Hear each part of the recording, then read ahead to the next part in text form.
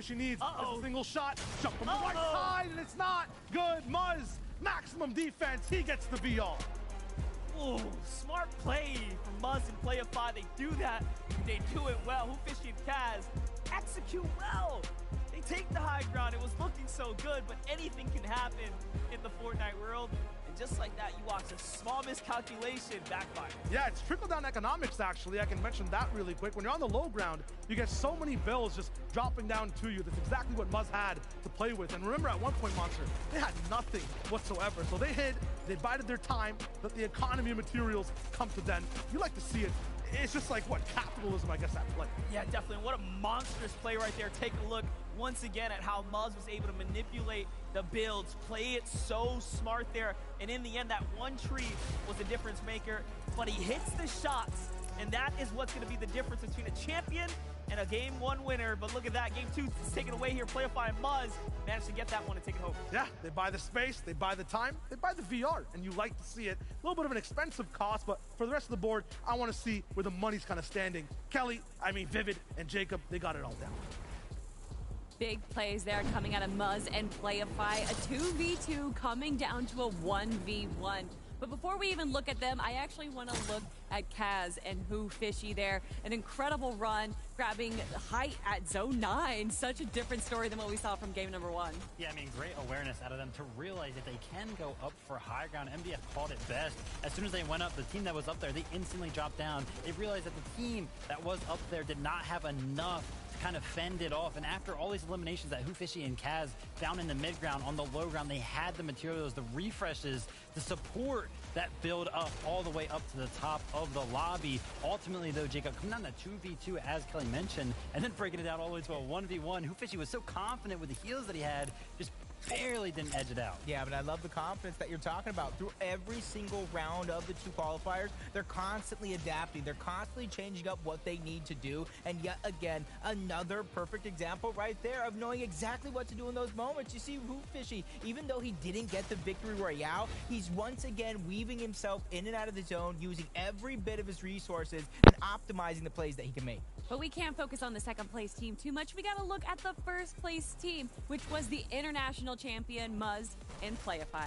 Yeah, we love this. These guys were just running the low ground, and they did it at such a good time because, as you can see here, they're pretty much using everything. They have no builds. They're playing off of everything that they have, and then once they build everything, they're using it to find more and more and more, and this is just very good out of Muzz. You can see here, there's still like 50 seconds left until the zone closes, and he realizes that Fishy, he hears the splashes come out. He's like, wow, this guy's going for heal off already. So Muzz just goes, plays in the zone. He only had a couple builds to work with, and it works out.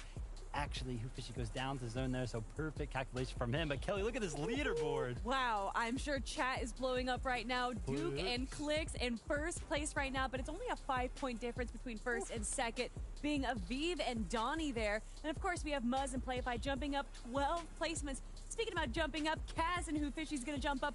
Dalton and Andino jumping up as well.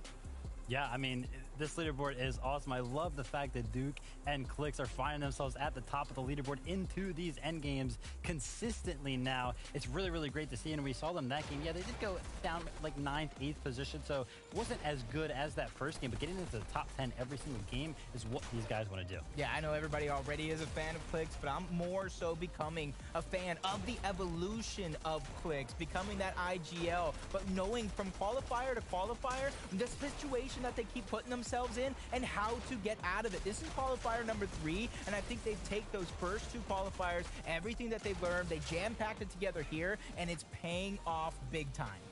Something that I want to talk about in the early game, though, is a lot of our top teams, Knifer and D-Roller, Peterbot and Byla, were below the Storm Surge threshold there. And, I actually think we have a bit of a segment with you, Vivid, speaking about Storm Surge. Yeah, speaking about Storm Surge, I wanted to run through how our first place team right now, actually, Clicks and Duke, is kind of getting their Storm Surge, right? Like, how are these guys doing so well while some of these other teams are struggling? Now, first game we saw, they do land over at the Jonas's, and in that first game, they got the taxi cab, right? Made for easy rotations, but game number 2, they did not have that available to them. So we're going to actually see them rotate on foot all the way over to Rocky Rios, and they're going to find themselves a nice and pretty little spot here towards the center of the zone, actually in a bush, right?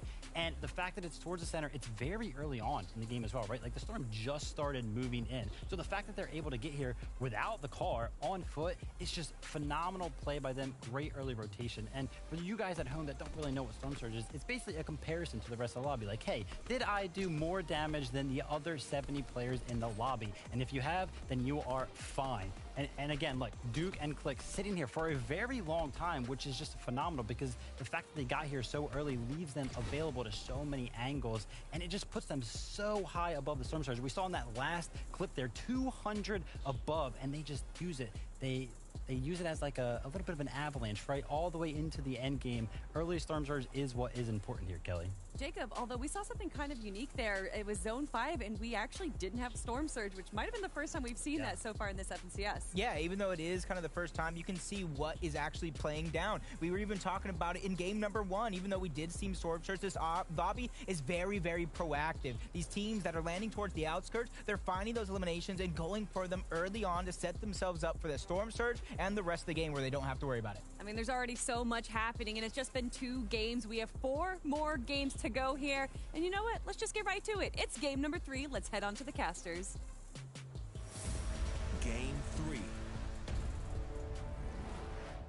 Rolling it over to the halfway point of NA East so far, and the action looking different from game 1 to game 2. The first one, lots of patience. The second one, super fast gameplay from all sides, Monster. And the third one, it's ready to go. It's here. You heard the battle bus. Let's go ahead and jump on to the Fortnite world. Let's take it one more time, slow and steady here as we start to really get going. This bus a little different than the last. Favor in the western side. I like what I'm looking at. The north side teams are going to be the first to touch down, get into their action, into the groove. But let's talk about that top 10 stand. Let's talk about how close things are becoming. I mean, you're feeling pretty good. Your team, 78 points in first place. Clicks and Duke picking up a huge game right there. Yeah. Another end game, right? A lot of the top teams that were giving them trouble, taking up a lot of their space in endgame, and their points have qualified. And they're kind of just in the finals, so Clicks and Duke will have to worry about how to actually adapt when they're in game for them, for there, basically. Just have to wait a few weeks for that one. But for now, looking really good inside this qualifier. Naves and Merc, a bunch of the teams who are here too, they have to really focus on the now. They're not in that same spot, 78 points, not even making it off spawn half the time. Same thing for Visuals and Scope. That Tilted, it's been tough. Yeah, no revised landing on top of Naves there, so they get a little moment to breathe here and play this one out. Visuals and Scope back to Tilted Towers. We saw this not work out very well when Edgy Acorn was here. They got quickly pushed out, and then of course Collide against Jack's team was on the outskirts, but again, that's no longer an issue right now. For them, it should be pretty easy, but they're having a hard time here. Early game doesn't seem to suit them. Yeah, and I was about to say for the rest of the lobby, it's the same thing. That's the longest I've seen 100 players stay alive all the way towards the early game. One person now just knocked and eliminated off the map. We saw Kelly mention it to Jacob just here in between games. We didn't even have Surge in that 5th zone previously. Now this game is locked on so tight. Yeah, definitely. Shots are going back and forth here. Scope with the side angle, maybe to clean up kicks. The full finish comes in. Spinks actually trades out Visual. Scope pressured on him. Here's a man who's been able to perform under these kind of settings before, but like we said, finals seemingly has been working against him. This is his wall here. There it is. Now getting up close and personal. Remember, there's a basement down low, but he doesn't make it in, so the body's safe. Scope looking for any angle. Keep in mind, both sides have a striker. One shot will be the difference. Scope doesn't miss, though. Just like that, he does win it for the second time today out of our 3 games, so that's a good sign, but what can he do from here on out is going to be the real question.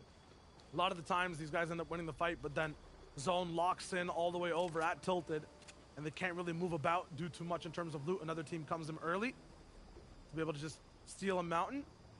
Debo Threads, their elimination's been so good so far, and they're making these top 10s too, so 6th place overall off of this spot over at Shuffle Shrines. You can see how important it is to control that mid-map area, and they're looking for this fight again. Yeah, my pick, Thatch and Pamsa look like they got taken out as well. Rough day for them so far. Not so much for H-Dev here. I mean, I like what I'm seeing from this team.